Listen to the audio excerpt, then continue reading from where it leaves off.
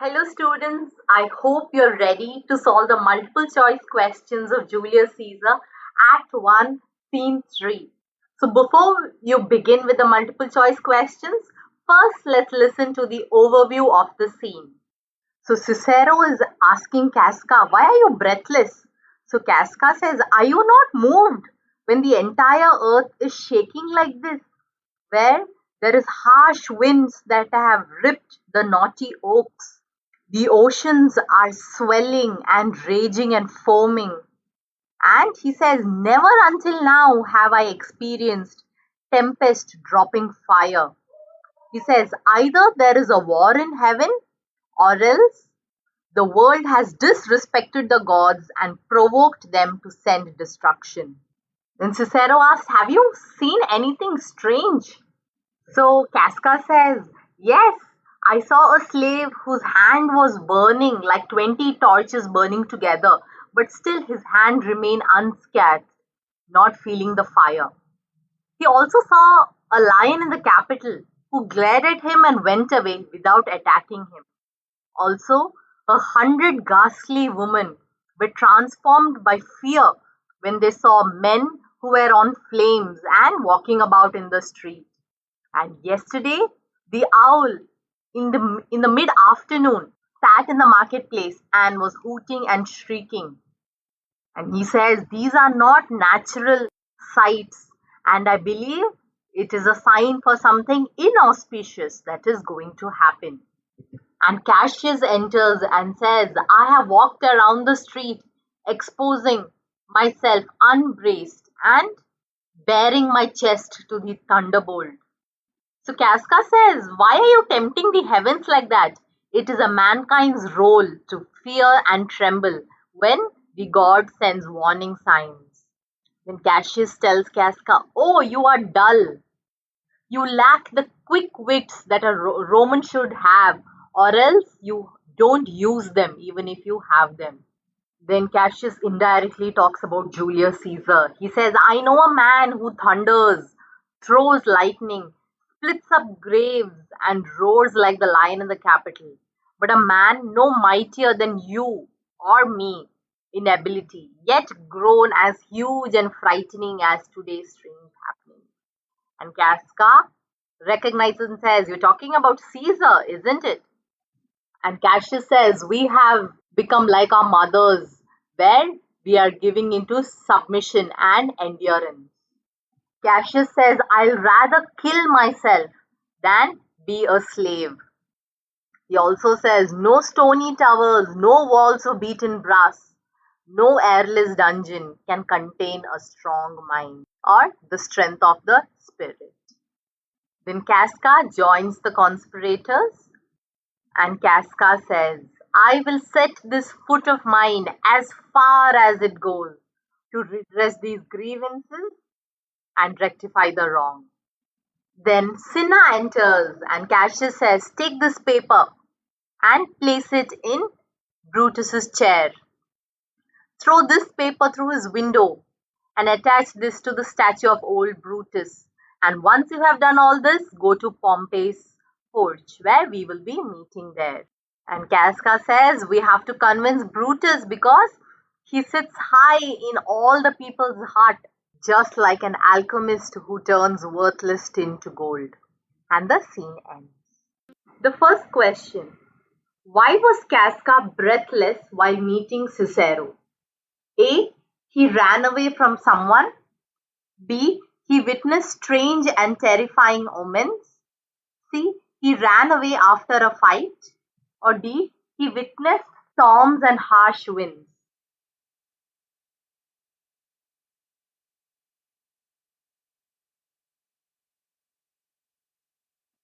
Second, what has Casca never until today witnessed? A. Tempest dropping fire. B. Ambitious oceans swell, rage and foam. C. Storm splitting oak trees. D. Entire earth shaking like it is not stable.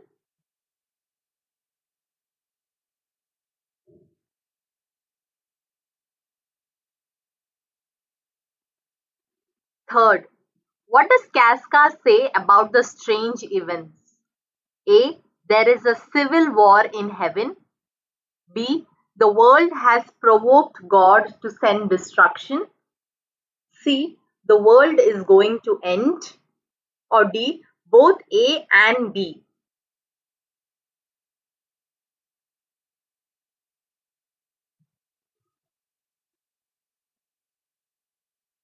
Fourth one.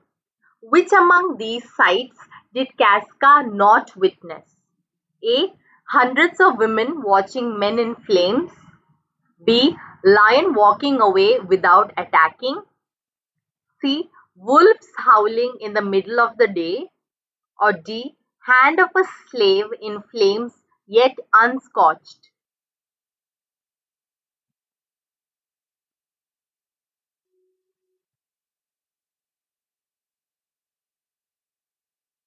Fifth one. How is Cassius walking about in the streets? A. Scared and out of breath. B. Baring his chest and exposing himself to the night. C. Nervous about these inauspicious events that are taking place. Or D.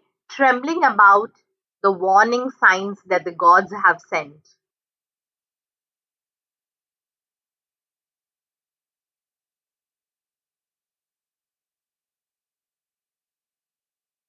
Sixth, what is mankind's role according to Casca?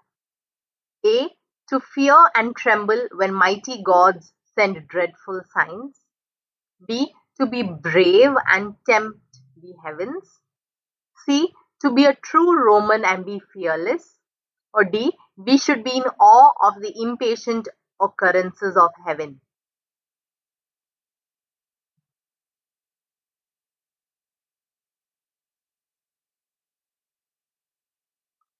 Seventh, Cassius says, Now could I, Casca, name to thee a man most like this dreadful night, no mightier than thyself of me in personal action, yet prodigies groan and fearful as the strange eruptions are. Who is Cassius talking about? A. Mark Antony, B. Pompey, C. Caesar, or D. Cicero?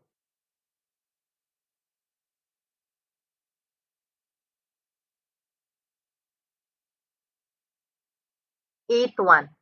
We Romans now are governed by dash. A. Our father's mind. B. The abilities of our ancestors. C. Our mother's spirits. Or D. A man of weak character treated like God.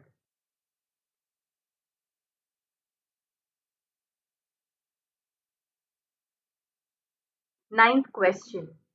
No stony tower, nor walls of beaten brass, nor airless dungeon, nor strong links of iron can be retentive to dash.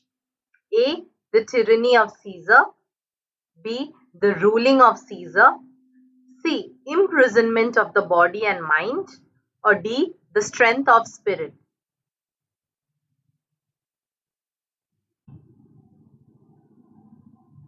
Tenth one. How does Cassius say that an imprisoned man can hold in his own hands the tool to free himself? A. By killing himself.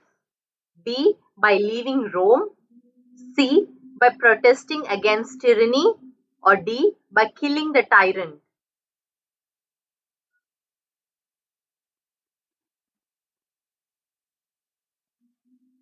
11th.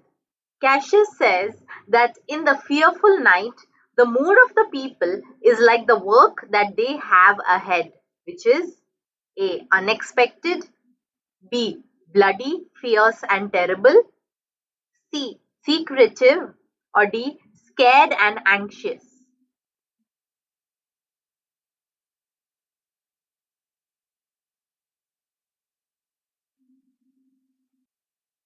12. Who did Caesar tell to that he would come to the capital tomorrow? A. Casca, B. Cicero, C. Brutus, or D. Antony?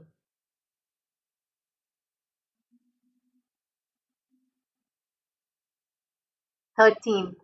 Who says the following line? It is a very pleasing night to honest men.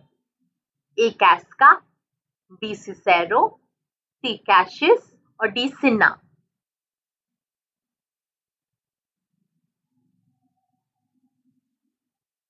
14th. What does Cassius call Casca when he says it is part of men to fear? A. He calls him dull. B. He says he lacks sparks of life. C. He pretends to not have the liveliness of Romans. Or D. All of the above.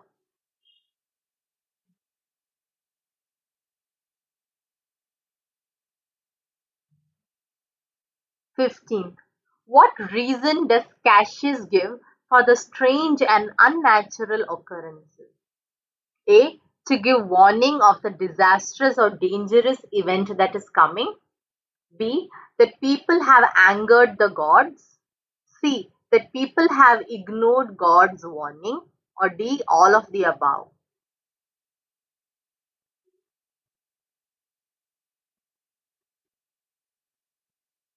16th. Where will Caesar rule over once he is crowned in the Senate? A. All over Italy. B. Every place except Italy. C. All over Rome. Or D. Both A and C.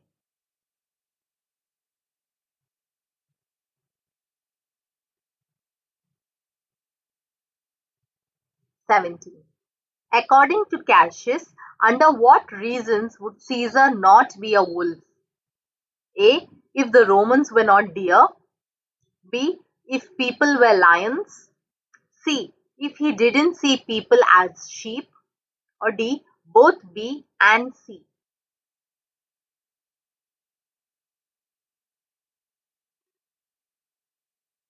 18th. Who says he will set his foot far and go to the farthest in redressing the grievances of Rome? A. Cassius, B. Cinna, C. Cicero, or D. Casca? I had mentioned this in the overview, so if you would have heard it, you would get this answer right.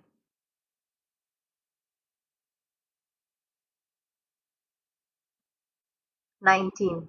What does Cassius ask Cinna to do in order to persuade Brutus? A. Attach one letter to the statue of old Brutus. B. Draw one letter through his window. C. Put one letter on his chair. Or D. All of the above.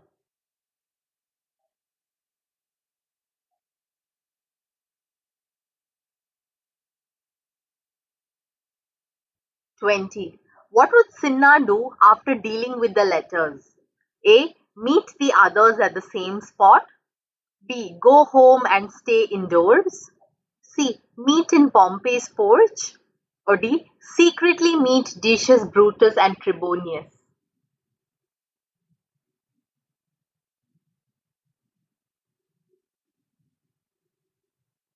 21. Who has gone looking for Cassius at his home at night? A. Metellus Cimber, B. Brutus, C. Cinna, D. Casca.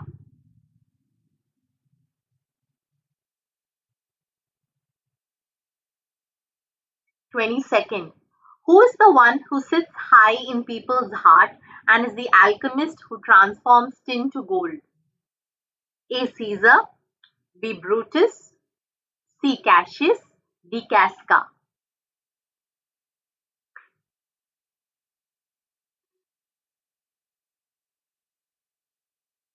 Okay, so that is the end of all 22 questions.